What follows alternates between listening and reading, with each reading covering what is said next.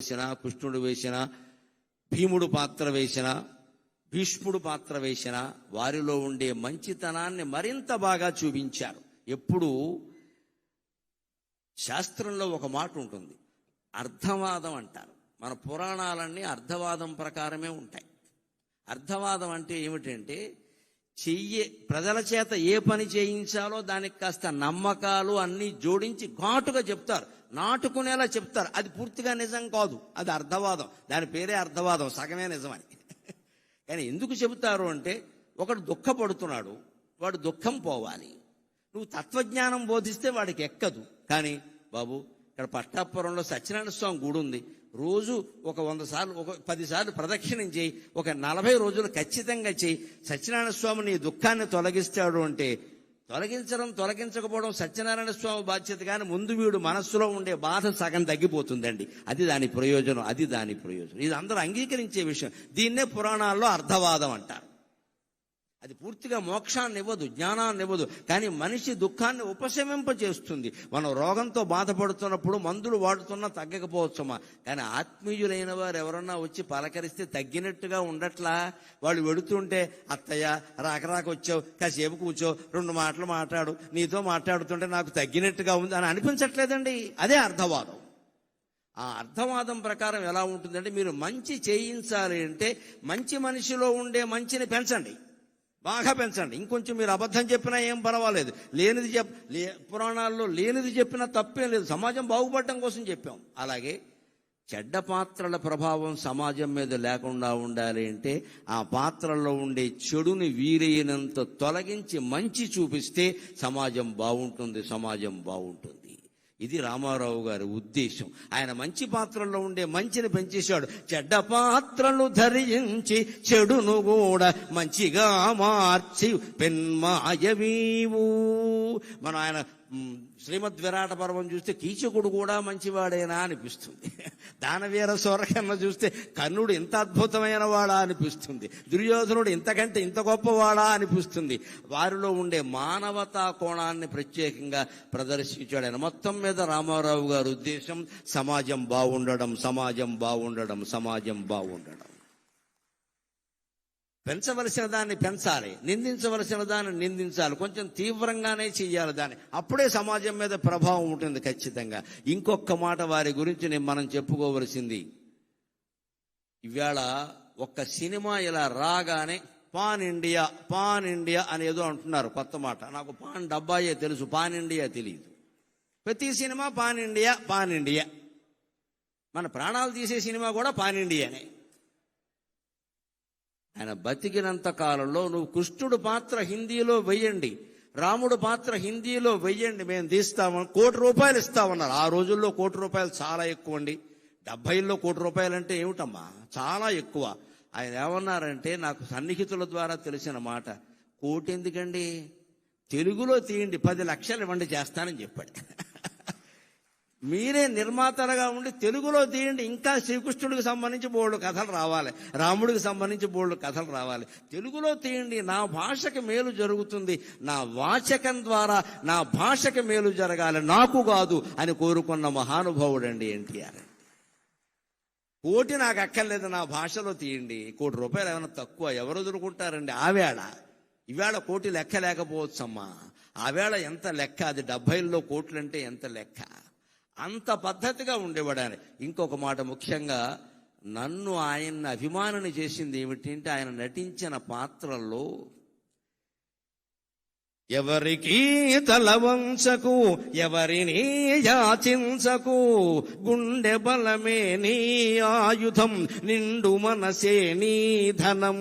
ఎవరికి తల వంచకు, ఎవరిని యాచించకు, జీవితమే ఒక వైకుంఠపాళి, నిజం తెలుసుకో భాయి, జీవితమే ఒక వైకుంఠపాళి, నిజం తెలుసుకో భాయి.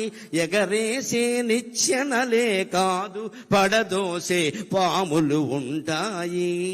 చిరునవ్వులతో విషవలయాలను ఛేదించి ముందుకు పోవోయి, ఛేదించి ముందుకు పోవోయి. ఎవరికీ తలవంచకు, ఎవరినీ యాచించకు.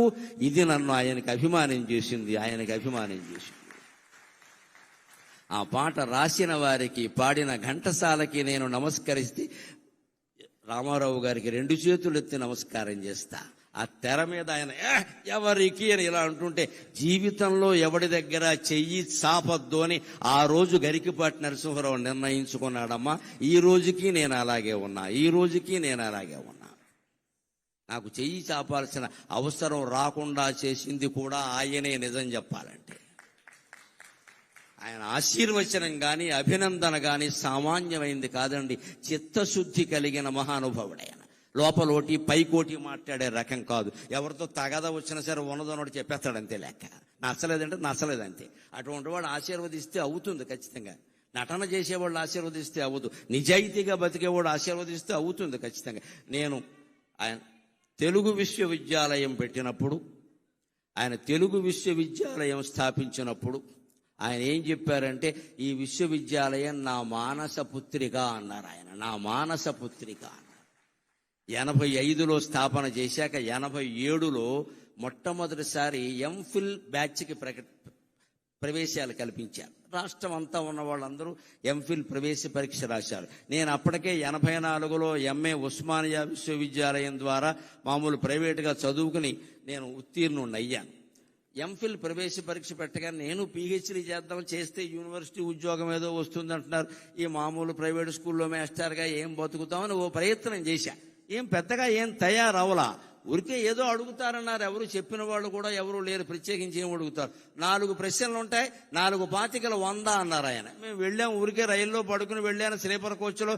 నాకు తోచిన మాటలేవో రాస్తే ఆశ్చర్యకరంగా ఎంఫిల్ ప్రవేశ పరీక్షలో నాకు రాష్ట్రం మొత్తం మీద ప్రథమ స్థానం వచ్చింది. రాష్ట్రం మొత్తం మీద ఏమీ తయారవకుండా నాకు ఏదొస్తే అది రాస్తాను. అప్పటికే ఉన్న పరిజ్ఞానంతో నాకు 17 ఏళ్ల వయస్సు నుంచి రామాయణ భారతాలు కావ్యాలు చదువుకునే అలవాటు ఉంది కాబట్టి ఆ ఉన్న పరిజ్ఞానంతో రాస్తే సమాజానికి సాహిత్యానికి సంబంధం ఏమిటని ఒక 25 మార్కుల ప్రశ్న అడిగితే దానికి నేను 25 పేజీలు సమాధానం రాస్తే ఆ దిద్దే ఆయన 25 వేసేసాడు. అనుమానమే లేదు. ఇంకా ఇంత మంచి మాటలు ఎవడు రాయడు. అయ్యాక నాకు ఒక అపూర్వ దర్శనం కలిగింది.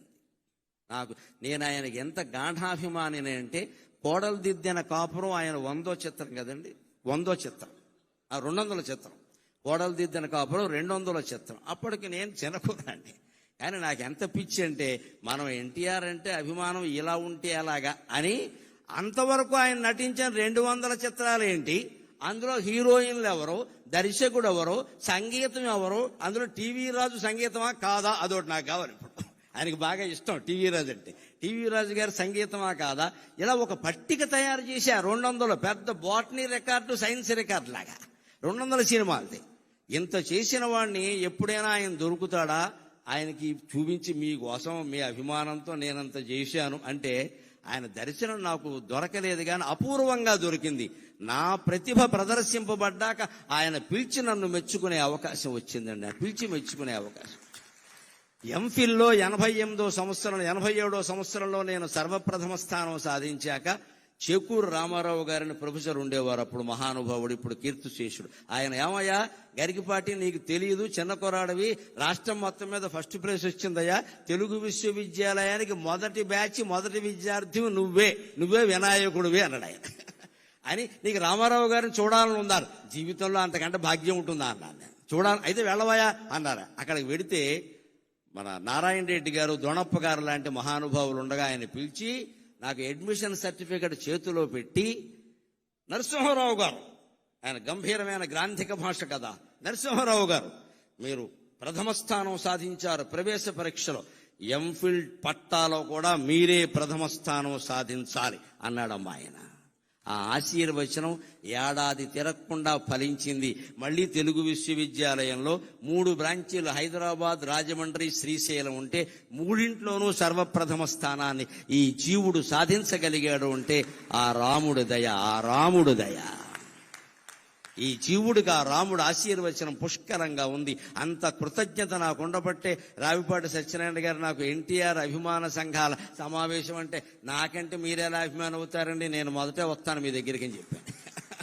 నేను మొదటే వస్తానంటే మీరు పెట్టుకోండి అన్నా. నేను అంతటా ఆశీర్వచనం అలా ఫలించిందండి. మళ్ళీ ఆయనకి ఎంత జ్ఞాపక శక్తి అంటే, నారాయణ రెడ్డి గారు ఉండగా వేదిక మీద 89 సెప్టెంబర్ 6ని ఆయన ముఖ్యమంత్రిగా ఉండగా, నారాయణ రెడ్డి గారు వీసీగా ఉండగా, ఆయన పక్క నుండి నా మెడలో బంగారు పథకం వేస్తూ, నరసింహారావు గారు 1.5 ఏళ్ల క్రితం మీరు అన్నమాట నిలబెట్టుకున్నారు అన్నాడు ఆయన.